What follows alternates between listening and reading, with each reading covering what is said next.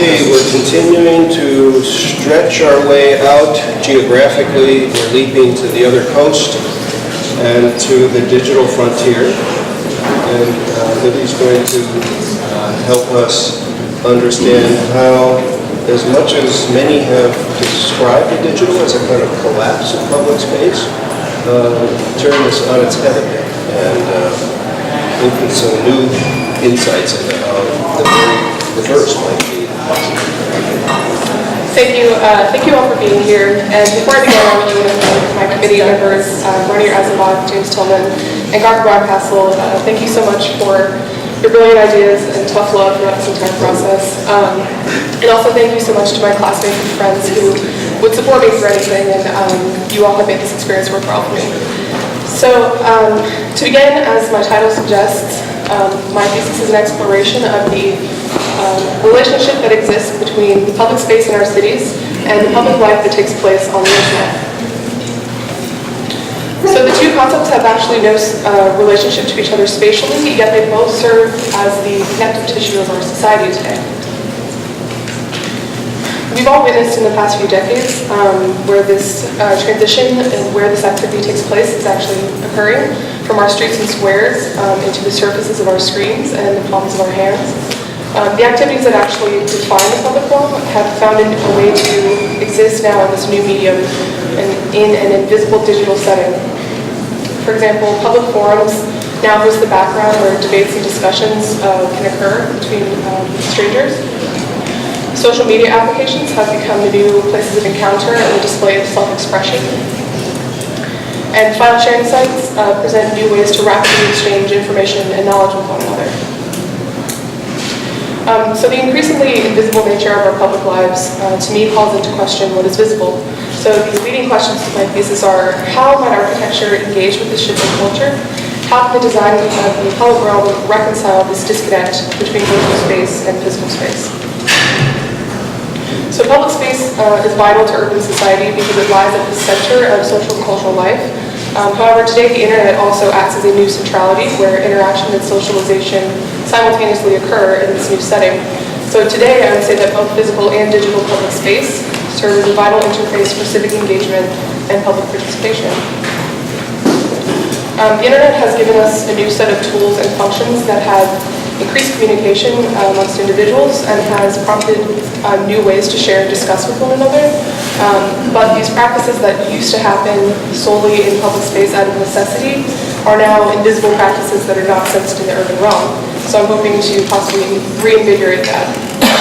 So my hypothesis is that by translating the physical expression of digital culture back into the urban environment, it's possible that we can create a more participatory atmosphere and generate a platform for hosting a more holistic public realm.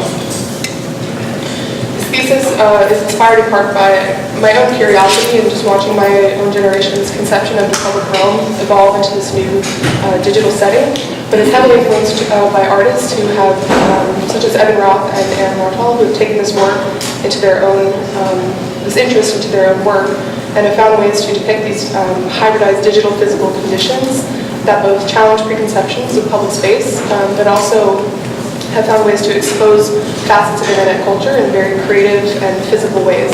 So my thesis is also seeking to hybridize the possibilities between these two modes of communication that will hopefully both strengthen the significance of our online public interactions, but also enliven the urban public realm. So I've chosen to work in Los Angeles, California, downtown specifically, for its role as a world leader in telecommunications, and also for its attitude towards promoting a progressive culture, and also for its timely shift in addressing its decentralized nature.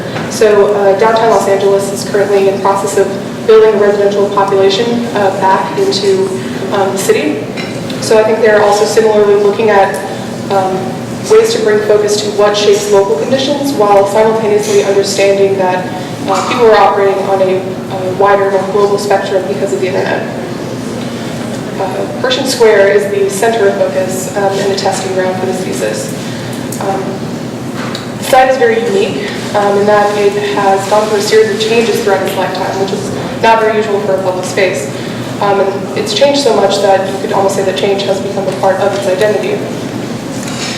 The first change to come was actually the formalization of its design in 1886, when nearby landowners saw the residual parcel as a utility and decided to appropriate it for public use. The site was most active in pre-war times. In the 1920s and 30s, it was truly the center of social and cultural life in Los Angeles. It was the essential spot for entertainment, formal and informal public speaking, news, discussion, and social gathering. I would consider it almost an urban version of how we might characterize the internet today.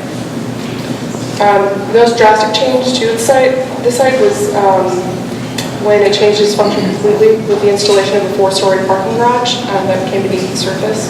Is the Quenchfest protest? Is that right? Yes, just activism. It still went on during this time. Wait, what is that? Go back on. What number? Explain your icons, Libby.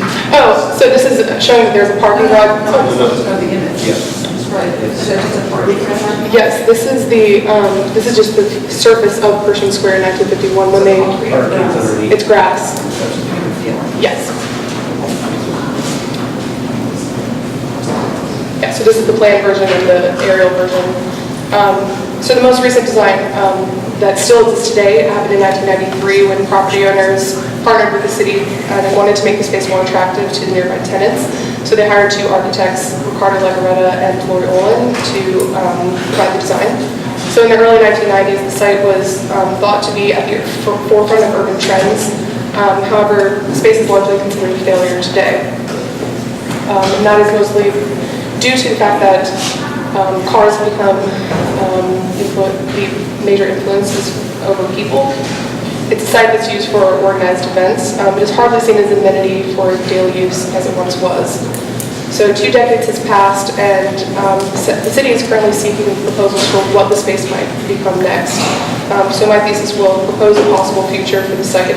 But the lens that I'm looking at this through is that now that the functions of public space are able to be accessed through our devices, I believe we can rethink the way we're approaching the design of public space altogether. So to test this hypothesis on site, I intervened in 2 different ways.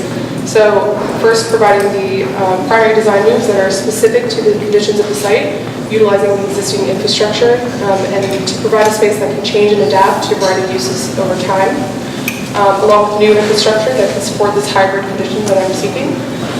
And second, to design a series of situations that I'll be explaining later that look really closely at these overarching concepts, information ideas, and entertainment, and how they might be able to translate the ways that public activity plays out on the internet back into an urban experience. So first I'll explain my primary design moves and existing conditions. So this is an aerial view of the site as it is today. It's mostly paved surface with very little grass and shade. There's 4 levels of underground parking, ramps with vertical circulation for cars on all 4 sides that allow cars to get down to the lower levels, but also allows each surface of the parking garage to remain flat. Vertical circulation for people, 2 escalators as well as a stair core that bring people up from the garage into the center of the site. And currently there's a wall perimeter around the edges of the site that block pedestrian access from the street. So my primary design moves are to acquire this ramp, make it not accessible for cars, and acquire also a portion of the first floor to be used. Yes. So I'm removing the use of this car ramp, but acquiring this vertical circulation for back-of-house storage for activities that can be flexible on the site. And then I will implement a series of dual-sided multimedia screens that both project information into the square as well as out to the city.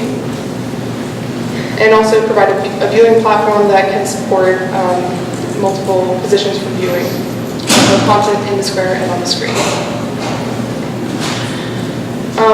So the second way I'm intervening, and really the main kind of crux of my thesis, I think, is by taking a closer look at these 3 main concepts to engage both digital and urban systems within them that hopes to create a hybridized system.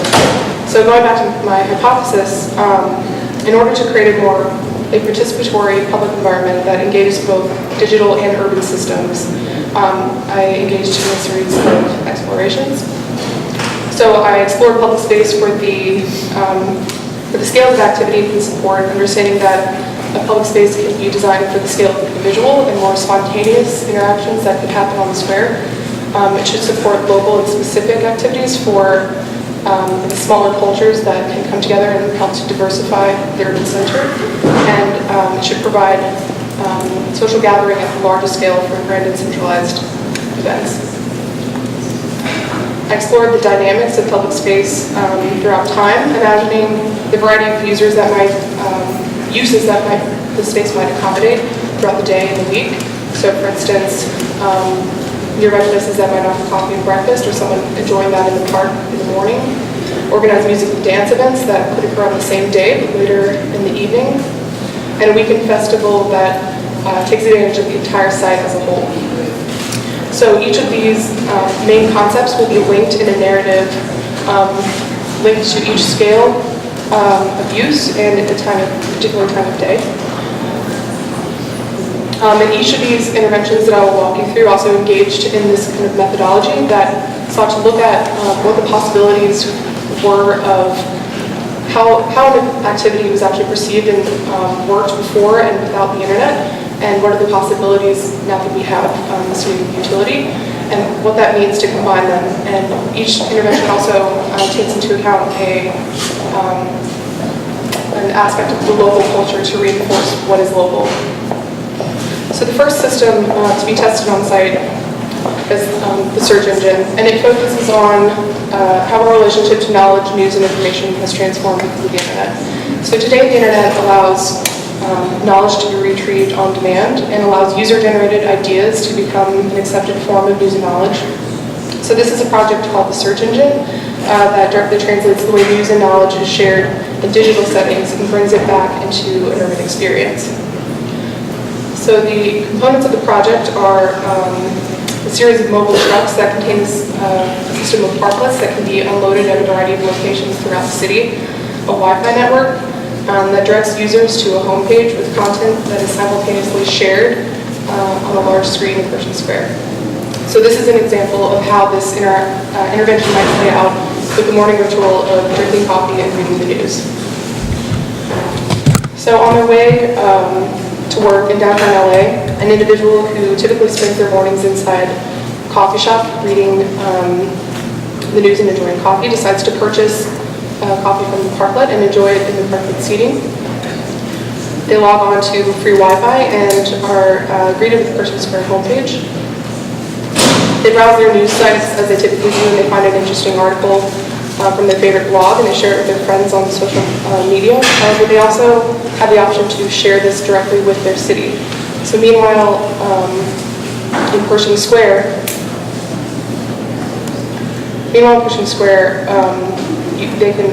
this article that they just recently shared is being streamed.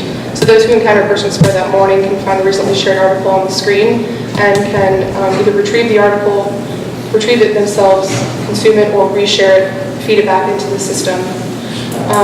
So that the way the system is set up is so that the search engines that have a hub on the site actually go back out into the city, but it brings it back to the square itself. So it ensures that information goes both ways in the system. So the truck itself is a portable system for transporting the parklets, but it also serves as an archive for all the urban activity. So this is an image of the trucks as if they were parked at the top of the site on the ramp. So all the activity within this hybrid system will be recorded and posted on its servers, while a GPS tracking location will be able to link the activity that occurs within the system to a specific place and time. So anyone who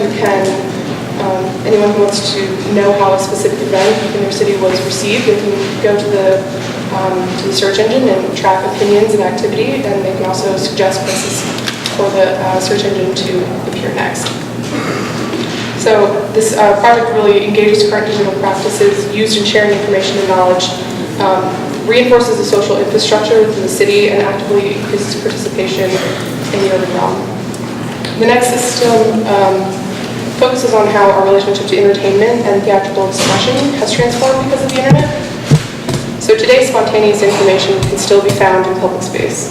However, the internet allows user-generated entertainment to propel itself into cultural significance through active sharing, liking, and promoting awareness through applications that can broadcast these productions to a global audience. This phenomenon is probably most greatly felt by LA, which is a place with a very Hollywood mindset, and more local theaters than any other city. So this is a project I'm calling Facadecast that translates spontaneous user-generated performance into an urban experience.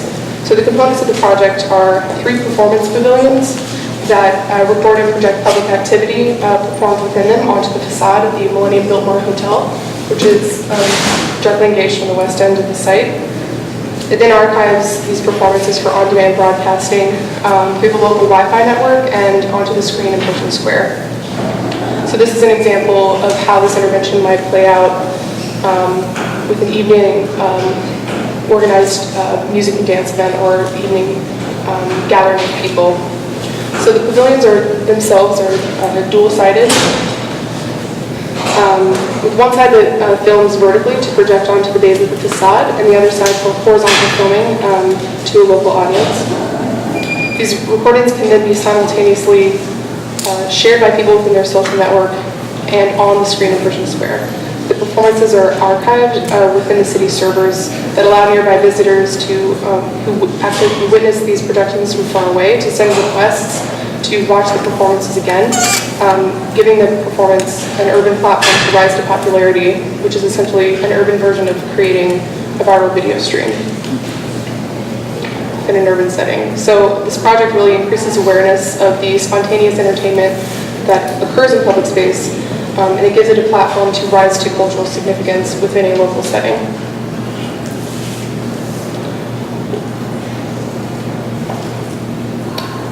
And the last idea, the system that I've designed, it focuses on how ideas today spread on the internet with their ability to be easily shared, replicated, reproduced, and defended. So today the internet allows thoughts, opinions, and ideas to virally pervade our digital landscapes that we inhabit with text and image. So this is a project called the Letterpress Screen Print. It's a physical letterpress print shop and cafe that exists on the site. And it translates the way ideas are spread on the internet back into an urban experience. The components of the project are the letterpress print shop in the likeness of the Colby poster printing company, which you can see depicted here, whose low-tech signs became very ubiquitous to the LA landscape and promoted local events and happenings. The system includes a Wi-Fi network that allows users to simultaneously share the idea that they just physically printed on the billboards onto the screen in Pershing Square as well, and an infrastructure that supports the posters and allows the ideas to physically pervade the public space. So this is an example of how this intervention might play out at a weekend festival where the entire set is being used to promote an activity. So a large population comes together in celebration of a particular event at the square. In this case, it's the LA Podcast Festival, which I'm depicting here. And it's hosted from downtown every year. So on the internet, when we want to express or defend a personal opinion or promote an occasion, we celebrate it, or we create a hashtag or a tweet, and we create a meme. And this way, our thoughts can move directly into the system and allow them to really create an impact. So with this system in Pershing Square, we'd be able to recreate this action physically, as the person's given the agency to create a simple poster to hang in the square. So then through an app, a person who sees the poster that they resonate with the idea, they have the ability to replicate it by either taking a picture or getting a tag from it, and can then go to the print shop and have it reprinted. So ideas then visually, as you can see here, have the ability to visually alter the nature of the place in support of a similar cause. So to conclude, even when in today's age where an increasing amount of political action occurs on the internet, it's important that people still have the right to assemble in public space. So the intent of these interventions would be that they might actually help to manifest these practices in the physical world, because the physical world is where change actually takes place. So for me, this thesis has presented a way of thinking that I think can generate new ways to explore opportunities and situations that can be brought to public space, but it's also prompted a discussion about the future of public space. So these are a few questions that kind of resonated with me. So in the age where movements themselves, such as the Occupy movement, which I've depicted here, since they have the capacity to become replicated throughout the world, what role will the internet play for propelling these movements, and will the fact that the internet can tap into these systems, will that make a difference in the outcome? How is our ability to both rapidly assemble via the internet and to also be globally connected at the same time, how has that affected the way that action is being taking place in our world? And then of course the broad question, what is the role of public space today and what might it mean in the future? So I'd love your feedback and suggestions.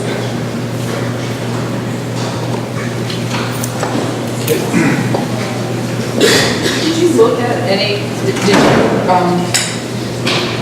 what public spaces, and again, we think of Times Square as, this is a much more interactive Times Square, but what public spaces did you look at and their relationship to the behavior of citizens in that context, and how specific was context to the citizens, I say behavior, but in ways, like how important is context in this? Like, why, or more specifically, how important is LA? How important is Pershing Square? Right.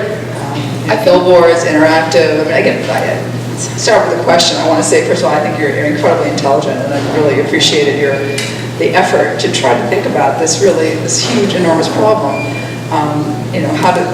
What is the edge, the line, or the overlap between physical and virtual? I think that's really, really important. But what is the significance of sight? In all of this, you started off with the history, the transformation, is sort of paralleling the transformation of our society and our culture. But I think I'm trying to understand the project, and if I zoom out a little bit and say, are you appropriating this public space? Are the people appropriating this public space? So you're moving from public or collective or private to collective public. Is that really where the thesis resides? That we have the ability to transform, or that all surfaces or architectures should have the ability to be appropriated by an individual, thereby by a collective? I don't know, just a lot of questions are coming out. Well, I have something to add on with that. Sure. And are there a lot of people around there? I don't know. The question about context, I'm really interested in. Yeah. Like, if you were to zoom out 5 or 6 blocks, I don't know the neighborhood, so I don't know, do people live around there? There's currently not a lot of people, but there's a movement to bring people downtown. There's a lot of new development occurring. So this is actually a project I think the significance of this square is that it exists, and it's fallen to disrepair. So I don't know why this has happened, and part of the reason is because there's not the population downtown to support the uses. So the surrounding uses of the square, commercial, office, hotel, there's not a lot of people. It's built during the day. Yes, and also people come into the city throughout the day, but then leave. So yeah, the context is essential in that aspect, but I think also, I guess what you're asking of, people's ability to assemble, I think maybe it is because we're so decentralized as a world, but we have the ability to, I guess I've just seen action being taken place in this digital way so much that I wonder how much it could actually translate back to action in physical space. So I think it does, I think it makes a difference. The use of the surrounding area makes a difference in how the space is perceived, but this spoke to me directly because it was a failure as a public space. Yeah, no, that's an absolute strength. I mean, it's very identifiable as a site. It's the question of how does the virtual interface with the physical, and chosen to centralize it in this one space, to energize it, to have it there. So people will all go rushing down to Pershing Square and say, hey, there's an event happening. On the same token, you're trying to, in the morning hours, suggest that it's a much more casual, sort of voyeuristic relationship to media, where one can, begin to, with one's permission, which again, one could question whether or not that's necessary to officially post it on your boards. If you're having a coffee and you're sort of surfing, why should one have to give permission? Because in the end, everybody really can see what you're doing on Facebook, whether you give permission or, Exactly. I'll give a bit of permission somewhere, but. So this interface, again, between public and private, between controlled and not controlled, and how do people buy, and who pays for this? Is it, do you buy time on it? Is it free? If it is, it just opens up so many social, cultural, economic, political questions, and I guess, I love the ambition of the project, but I wonder if you go far enough. Like, should you have been much, and again, I'm trying to think how you could have been more radical, but I think that those questions of ownership, of sharing, of not sharing, of taking over, really begin to, and ultimately, if we move beyond just a few screens, and I love the fact that you sort of engage the architecture as a kind of billboard facade, whatever, but how might this be more infused more sort of substantially into urban life, to really kind of accept or at least embrace the fact that the public space, the physical space, has an equal role as the digital, because at this point I think the digital has certainly taken over.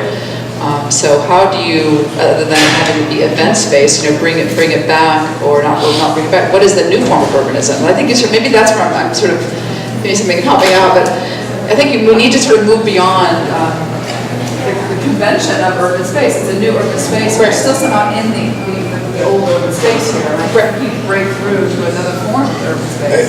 I think that you're really nailing the questions. For me, I'm spending a lot of time right now dealing with parks, and remaking parks, including one of which is Pershing Square in Washington, D.C., which is a dysfunctional park that has all kinds of serious problems. My experience in Washington and in a couple other places is that there are a lot of people still want to use parks. I'm going to be really retro here.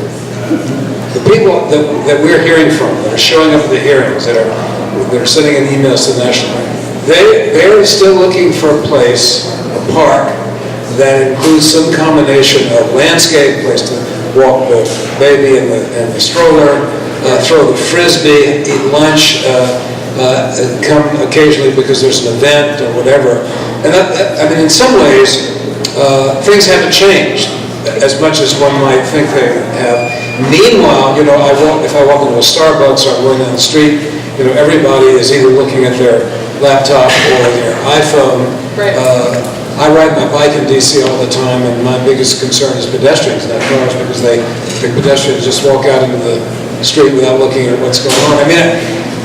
I'm citing these things because at one point in your presentation, I'm thinking, well, wait a minute, is this really about reprogramming a park from being, let's call it a traditional park, an open space, a void, a lung in the city that allows us to appreciate things that we don't appreciate when we're on a street in a 60-foot right-of-way. So I am also kind of confused about where to go with this discussion. I think I'm also a skeptic about this whole notion of all my granddaughters putting everything on their Facebook page. I just woke up and the sun's shining, or I could be more profane than that. I'm just not sure. I'm echoing, I think, what Andrea's saying, that there's in doing this thesis, I'm curious how much you consider if you will, the realities of what people really are interested in doing or not doing vis-a-vis public open space that's occupiable and usable versus inhabiting the internet. Right. And I think this project could have actually been exercised in any given condition. I once thought it would be just a project about engaging the streets themselves. And I think public open space in general is necessary, but also for recreational purposes and just getting away from city life and being able to breathe and relax. But another thing I witnessed in, exploring downtown LA was that there's a lot of privately owned public spaces. So that's where I kind of got to questioning, well, what is actually public, and where can people find the agency to protest and not get in trouble for it? And the internet is public space for the most part. And so I think this thesis could be tested anywhere, and for me, there just were a lot of signs that kind of clicked and wanted me to insisted that I investigate it in an actual grand and centralized space. See, like there's a project by Diller's Video. I don't know if you looked at their work. It's embarrassing taking over here. I'm just trying to scan here. There's a project by Diller's Video. I'm sure Brett's aware of it, but yeah, they were asked to deal with the kind of the halftime advertisement at a hockey rink, right? So they were imagining screens and projections and so on, and all of a sudden they thought, well, what are we all doing here? We're all looking at the ice. So suddenly the ice then became the site of projection. There was no longer things hanging. It wasn't furniture, screens, and whatever. So maybe there's a way to sort of build on this notion of the space. I mean, if you are making a park, I mean, maybe we're reading too much park into it, but maybe how you develop the ground plan or how you develop all of the sort of accessories there really becomes part of the space of the park or the space of the space, rather than a sort of series of accessories that are brought in or out, or so that it's much more fundamental. So maybe that becomes more the network. Well, that's not so different. In some level, from where I was going to go with it, because I really love the project and I like the idea, and I think that this is absolutely, no community group would ever ask or endorse a park like this because it doesn't exist and they don't have a precedent and they wouldn't know what they were getting and they wouldn't understand it. It would never be what they would ask for because it really, because I don't know that we have it, but I actually think that it's too tidy. It's not representative of modern digital culture, and the notion that we'd be printing out these little 11 by 17s and then sort of putting them into grids and things like that is not how the world works, or that we'd be projecting on in gridded ways. And I think that actually, ultimately, Times Square would be even more lively because of the confusion and the gawkishness of advertising and things like that. And I think that the project would actually be better if you hadn't tried to keep it under wraps quite so much, and you let it be even more exuberant. It is very, very tightly organized, and I think that like the ground plane in the space would be richer. You've kept to just a real sort of structured, controlled sort of a response to all this stuff that is by its nature quite chaotic, and I think it could go further. I got a couple comments. At the beginning you had the image where you've got the progression of the park and then the screen of like an iPhone. And the thing about the iPhone just as an interface, right, is that it's an infinite combination of things. It can constantly transform and change.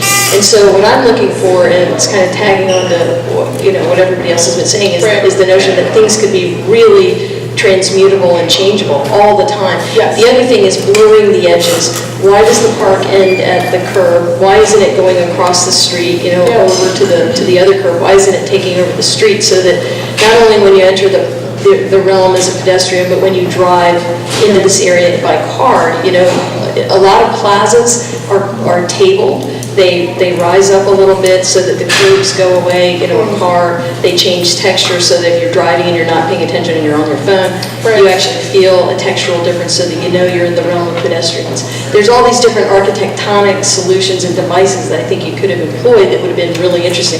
I do think it's a fascinating thesis, and, like any thesis, you have to at some point stop and focus. Kind of stop exploring and illustrate something, but it brings up the notion that it's transformable, it could be changeable in an infinite number of ways. So I think the boundary idea that you just brought up, I think my hope in that is that the search engine, these parklets that would actually multiply and occupy all around the city, so that would be a way that the part of Pershing Square actually comes out and engages with multiple parts of the city as well. That was kind of my thought on that. I want to just know that you would really, if you could gather responses here, you would be responding to two questions that were put on the table, but they are moving at such a stream, a viral stream, that it's hard to track them. One was how, would this be sponsored or paid for? And I think one of the issues you touched on was there would be no limit to sponsoring. Either infrastructure, content. There's so much interest in tapping the opportunities. And you made a reference earlier to the experimental nature of this. One of the things that was fascinating to watch in this thesis is it more fruitfully and dynamically deconstructed that which we knew that it could construct. It was a very difficult thesis to construct. One of the reasons I think we've got such tidiness here is that in order, you made a great observation, in order to act, you actually had to just limit yourself to a couple collapsed ideas that you could actually represent and complete a hypothesis. Right. So I wanted to just offer that clarity. I think one of the things she's asking us is this experimentation, she's asserting, this experimentation should be taking place, and it's not, you mentioned the ice arena, it is happening in sporting events, right? And it's happening on Fox, and it's happening through these more controlled media, but it's not yet really happening in free open space, and it should be, because controlling the content is a bit of a problem when it's into tightly configured. But it has happened politically, though. That was good. Well, you're anticipating where I was going. So when she got to the march, and the protest fist, we have a very interesting possibility here. And what I'm wondering is what happens with unruliness. Yeah. Have a chance to put their 2 cents up on the screen. I mean, then I think it gets really much more So interesting. I just wanted to problematize it a little bit. That's one of those terrible academic terms, but I wanted to kind of help you answer a couple and put some more problems on it. So, yeah, I want to play devil's advocate a little also. I really like the question you've put together here. I think when we think about things like the Arab Spring, where in Diane Friedberg's work, who's a media cultures person, is a professor who's looked at this idea of the virtual screen throughout history, right? Showing from the early cinema to drive-in theaters to big computers, tablets, phones. We have all these things in our pocket now, and so I think the question of power and who owns it is central to the idea, but I'm not sure that it needs to be so formal and publicly projected. If the guy has it right there, he's looking at the news or the latest video that's been posted, or something bad that's happened in the world. And so I'm not sure. I get the connection that you're trying to make between this virtual internet culture and public space, because it's entered our laps. Right. I guess it just hasn't found a way to physically manifest itself. It's communal. It's not It is communal. shared. What happens when Well, it's shared? Yeah. See, I think it's a very interesting question, and you put your finger on something which is very, very slippery, I think. But I think actually there is a significant benefit that is not being identified here, which is that if one has a community around here, right, one could actually begin to build software and internet connections that could help program public space. Yeah. So for example, if space was flexible, communities could weigh in on what would go there, or if things could be changed in and out. And I think about some of the great piazzas in Italy, they use them for different things. So the Piazza Santa Croce in Florence is used for calcio storico, which is this incredibly violent soccer, medieval soccer. And every spring, this beautiful plaza gets filled up with dirt and grandstands, and people are in there playing this ridiculous game, and they love it. And I think there's a way that this connectivity could help communities engage with, whoever is programming spaces to use them differently. So, and even it could be finely cut. So for example, if 60% of the people want space for their kids to play soccer, they could even have whatever the other 40% wants in other places. And the flexibility you've identified might be things more like food trucks. We want food trucks at this end, and this is the kind of food we want. And so they connect with those guys who serve, either Chinese or Mexican or American food, and they go there. I mean, I think it could be a way to program public space, which is unusual, that communities could get connected to. Yeah. The thing that is amazing... Where's the architecture in that? Just to push it further, we're talking about programming, but, Well, the architecture... we're trying to suggest, what is the architectural spatial... So one idea about that Peter Eisenman's field at the stadium that he built in Arizona slides in and out of the stadium because of sunlight reasons and stuff like that. You could actually begin to have ways that you could make things that are more adaptable to different kinds of conditions, whether they're fields or pavilions that become movie sets or screech put movies on and things, stuff that has more than one use that could allow for the community to have those kinds of interactions. Yeah, no, I definitely consider that, and I think for me that was the point in which I had I'll give it to somebody for I had to kind of, that's where I kind of went and looked at kind of some main concepts and how I could immediately translate those, but in a perfect world, I also agree with your comment.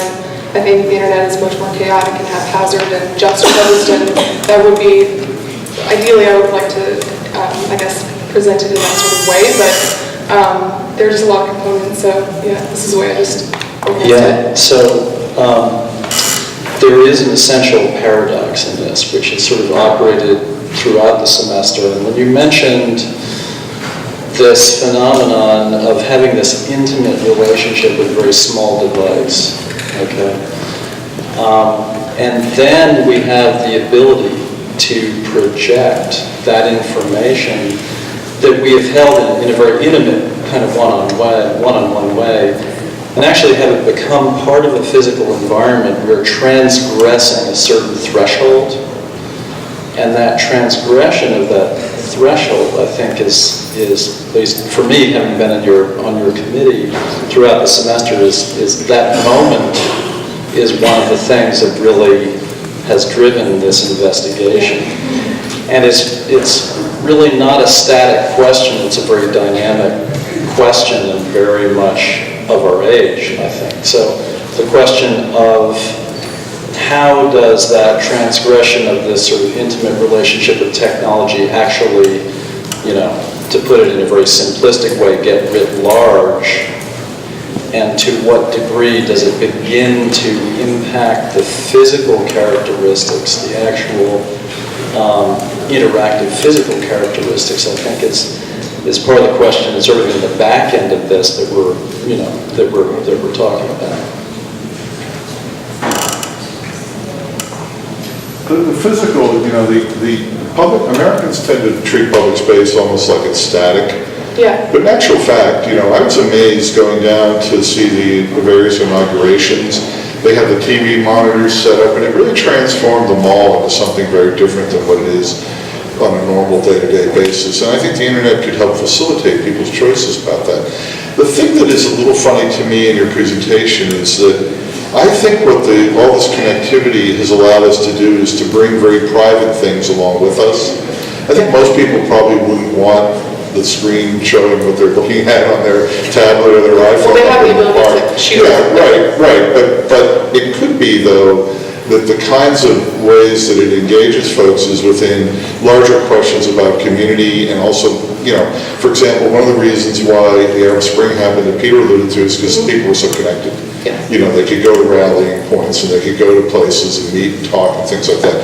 So in actual fact, the internet has facilitated, to a very, very interesting degree, some more face-to-face interaction than might have taken a long time previously to set up. So in that sense, there may not necessarily be a physical form that takes place, other than the fact that the space that you make has to satisfy a number of different scales, right? Small community groups, large community groups, the entire city. At some point you could imagine maybe coming down there, and those sorts of things, if the architecture can help to support that, becomes a way to engage it. One of the things that's, because we're all forced really to project and imagine, but the boundaries around conduct and behavior and civil life, civic behavior, et cetera, are all going to be tested by this, let's call it liberation. And that, everything from pornography to, political speech. I find it interesting because a whole new set of boundaries, digital boundaries, and management of those boundaries, and pushing the edges of those boundaries are going to probably take place alongside the infrastructure. Right. And that is both frightening and fascinating, because I think without the boundaries, without having this in public space, there's some other perversions and problems we're facing because it's underneath public space. And there are some, really disruptive and disheartening things going on because of it. So I'm torn between the idea that maybe this should be forced into civic space, because in civic space we have a tendency to regulate, self-regulate, negotiate, establish boundaries, and in other ways we have a freedom and we... this disrupts it. Yeah. So I want this experiment to take place. That's what I wanted to say. I want this stuff to get out of these devices so that we can actually experience it collectively and develop it culturally, because lacking that, we have bigger problems, obviously. Yeah, I think those are great points. I think we do a lot of public architecture at our firm, and what we hear all the time, aren't libraries dying as a building type? And it's like, well, actually, they're not. Their use is going up. They're transforming, stuff like that, right? And people in modern life, we have so few choices for where we go collectively and communally, and where we can. I mean, it seems like if you want to have a communal experience, you have to pay $3 or $4 for a cup of coffee to, to do it. So this idea that there are places that you can go, be a member of your community, see your neighbors, just hang out, see what's going on, and then perhaps. I'm going to guess, like Matt was saying, a lot of people would want to keep their thoughts private and their search private, but some people will be extroverts about it and want to share those thoughts, and it will be shared in a very public forum, and it could lead to exciting exchanges. So I think it's a really fascinating opportunity, and I can imagine this starting to take shape in a lot of different public squares. Right. I think what you've done is reinvented the soapbox. I mean, I think about London and Hyde Park. I mean, I think there's no question that that's part of what this could be about. It brings to mind two things here in Washington. They're right now studying a makeover of Franklin Park. You may know it's one of the largest long-form planned parks. And the current thinking, as I understand it, is that there are going to be a number of different elements. It's not going to just be a big rectangle with diagonals and axes of walkways, and they're going to try and accommodate the homeless. It's for a long time. There's a large menu of things that they want to go on there, and part of the agenda is flexibility. And I think about Bryant Park, which I think they're trying to use as the template.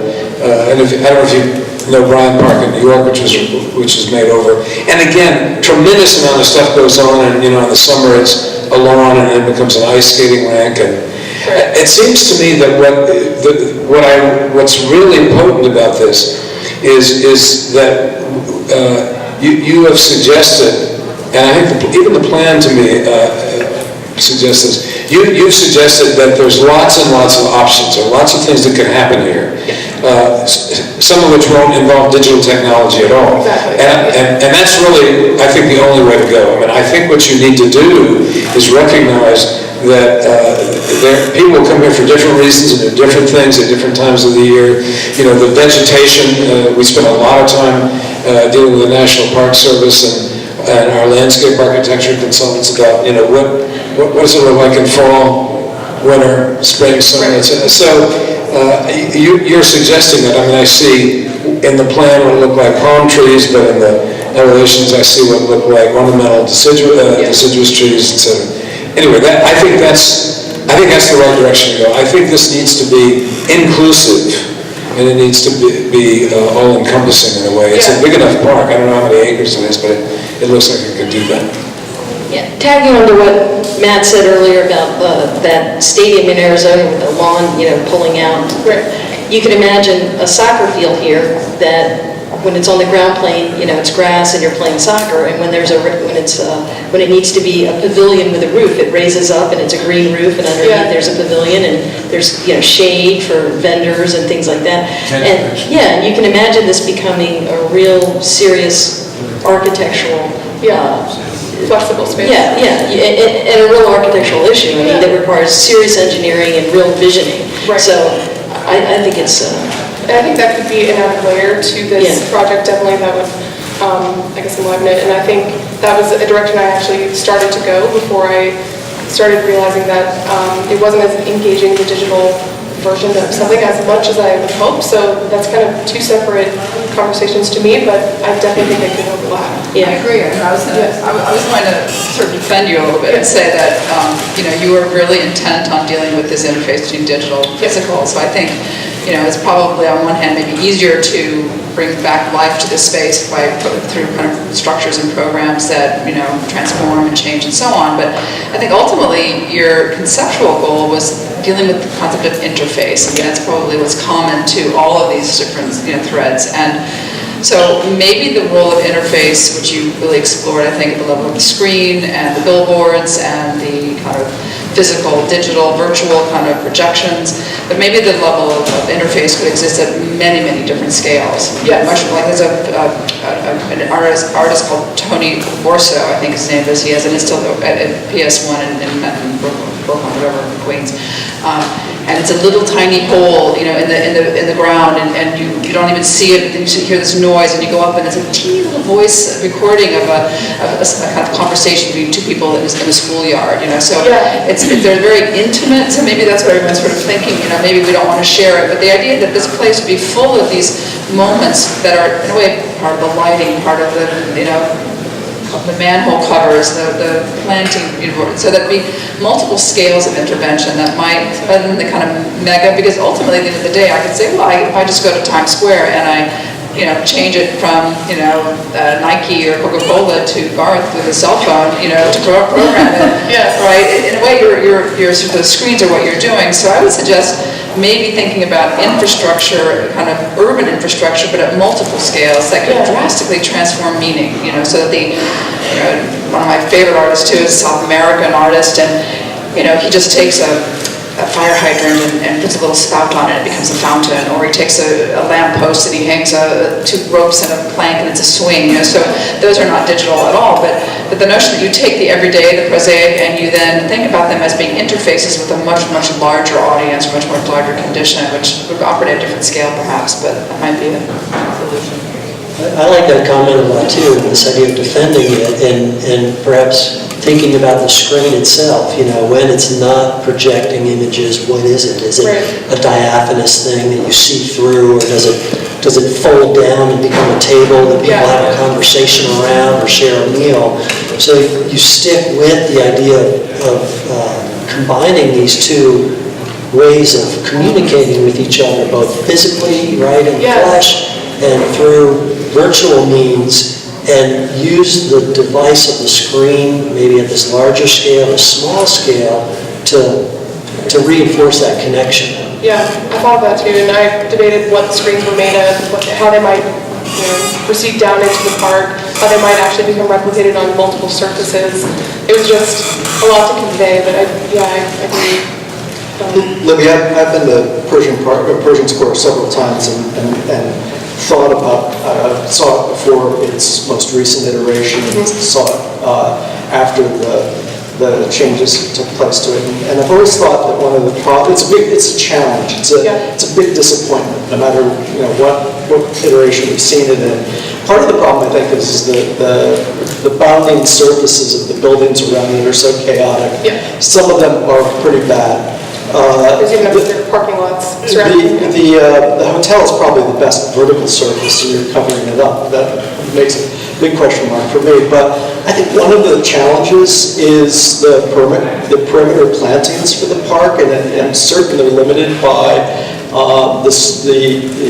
the depth of soil that is left over after you have the parking garage underneath it. But I've always thought that if there could be a robust perimeter planting to the park, that it could give it some cohesiveness. Maybe cohesiveness is not something you desire, but I still think as an urban space, to me it's always read as an empty lot in the middle of LA that some hoity-toity designers have kind of passed through and left their detritus there. And one of the schemes I guess I would try to do is to have a rigorous edge planting. that would be different from the stuff in the middle. And that goes back, I think, to when Roger was talking about the different kind of planting, that here it seems more ornamental. To me, a more robust edge planting around the perimeter of the park that was almost relentless. Then you could have all kinds of wonderful, chaotic and circumstantial events. And I'm not being rude, but I'm passing this over to the boss over here. I'm not the boss, but I have the microphone now. I am the boss. So one of the things that I like to share with my students at the end of the thesis is, as they're preparing their presentation, that really what you're doing is designing a conversation. And so what you're putting up here and how you present your work is the year of thought you've given really to bring these ideas to a larger audience. Libby, you've created a really rich, intelligent, and challenging project. I think the conversation, you succeeded in designing that conversation. And I think we've seen also some of the challenges of it when we can think of a great example in London during the Olympics. They actually had two-way screens, and there was one guy who was actually a graduate student who had the idea that there was going to be downtime between the sports events, and he pretended like he had a big office, and he got to the head of the BBC, I think I've told you this story, Libby, and he convinced them that he could have people looking at the screens make suggestions about what they would like to see on the screens coming from all the art museums in England. And so within a week, if you requested a film on Herzog and de Meuron's building, or if you wanted a film on one of the sculptures in there or something, that would show up. So thinking about those interstitial kind of spaces. So he was hacking, basically, this larger system. I think one of the things that as we, Jamie and Libby and Garth and I started thinking about the question of social movements in the space, and there was an article in the Times this weekend about the relationship in Google searches and violent attacks on people. And so there's also the whole larger question we have of the designing the conversation and free speech and how we create that. So I think some of the questions people raised about who monitors this, and at the same time, the optimists in us, the ones who want there to be a public sphere, celebrate this kind of work and celebrate the questions that you're raising and that we know we will be grappling with as designers, but hopefully in partnership with lots of other people who are thinking about how to make these spaces supported and rich and healthy. Thank you very much, Libby. Thank you.